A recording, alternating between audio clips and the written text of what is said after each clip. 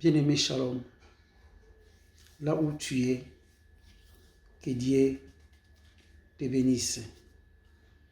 Toi qui vas suivre ces messages, sois attentif de ce que moi je vais dire comme message à transmettre aujourd'hui, le 15 août. Bien-aimé dans le Seigneur, je vous salue au nom de notre Seigneur et Sauveur Jésus-Christ de Nazareth, l'homme qui s'est livré sa vie pour nous sauver. Je vais parler aujourd'hui d'un thème qui est intitulé « Le salut ». C'est quoi le salut? D'où vient le salut? Qui tient le salut? Ce sont des questions que nous devons se poser. Mais moi, aujourd'hui, je vais vous parler seulement, uniquement, le salut, qu'est-ce qu'un produit dans notre vie. C'est un grand thème que nous sommes en train de développer ça sur la chaîne YouTube Les Repas du Soir. Et tu peux aussi me suivre sur la chaîne YouTube MELR, Mission évangélique de la réconciliation. Suivez-moi, tu ne seras pas déçu. Alors, les saluts. Les saluts, c'est un thème qui cause beaucoup de problèmes dans le christianisme. Parce que beaucoup de gens qui ont une mauvaise compréhension du salut.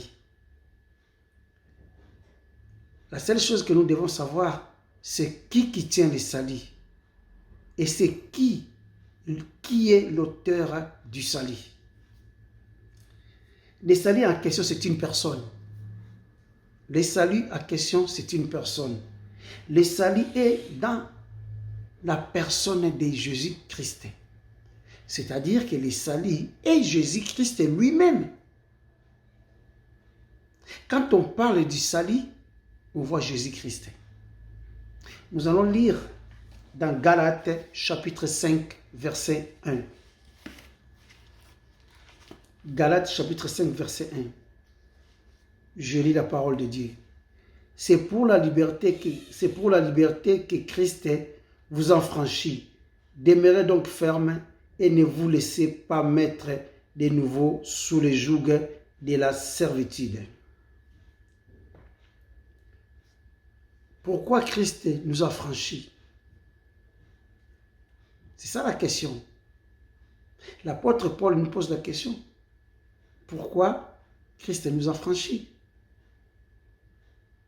Si Christ nous a franchis, bien-aimés dans le Seigneur, c'est pour vivre la nouveauté de vie. Pour une nouveauté de vie. Raison pour laquelle Christ nous a franchis. C'est-à-dire qu'il y a des choses. Paul parle ici dans Galates 5, chapitre 1. Il nous parle de la loi et il nous parle de la grâce. Christ nous a franchis. C'est la grâce. Pourquoi il nous a franchis? Pour la liberté. Parce que nous étions quoi? Des esclaves, la loi. Je ne sais pas si quelqu'un me suit. Christ nous a franchis pour vivre une nouveauté de vie. Ce n'est pas pour vivre dans la vaine manière qu'on vivait avant. Non. C'est pour une nouveauté de vie. Nous devons vivre, bien aimés dans le Seigneur. Quelqu'un qui était un esclave, qui a retrouvé sa liberté, il vit une nouvelle vie. Il a une nouvelle expérience devant lui. Et c'est la même chose que dont Paul nous parle ici dans ces versets. Christ nous a franchis pour une liberté. Et cette liberté-là se trouve en Christ. En Christ, nous sommes libres. En Christ, nous sommes réellement libérés. Libérés de quoi? Libérés des péchés. Alors, bien-aimé, quelqu'un qui a reçu Christ, quelqu'un qui a reçu le salut de Dieu, il a reçu ce salut-là pour vivre une nouveauté de vie. Dans la nouveauté de vie, qui est le salut que nous vivons, que nous avons reçu en Jésus-Christ, le salut débarrasse de nous. C'est-à-dire que la personne de Christ qui est en moi produit quelque chose. Si Christ m'a franchi, c'est pour vivre une nouvelle vie. Pas pour rester toujours dans l'ancienne vie. La Bible dit, le salaire du péché, c'est la mort. Ça, c'est la loi. Ça, c'est la loi. Mais le salut dit, l'homme est justifié par la foi en Jésus-Christ. C'est le salut et dans la grâce.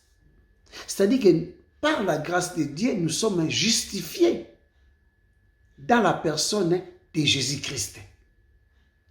Alors, étant reçu Christ, étant Seigneur et Sauveur dans ta vie, c'est-à-dire que tu es débarrassé de certaines choses. Par exemple, tu es débarrassé de quoi? De la condamnation. Voilà ce qui produit le salut, bien aimé dans le Seigneur. Alors ça, nous allons voir ça dans Romains chapitre 8, verset 1. Romains chapitre 8, verset 1. Que dit la Bible? La Bible dit ceci. Il n'y a donc maintenant aucune condamnation pour ceux qui sont en Jésus-Christ. Alléluia. Bien-aimé dans le Seigneur, le salut nous a débarrassés de la condamnation. On était condamnés à la mort. Ce qui dit dans Romains. Le salaire des péchés, c'est la mort. Et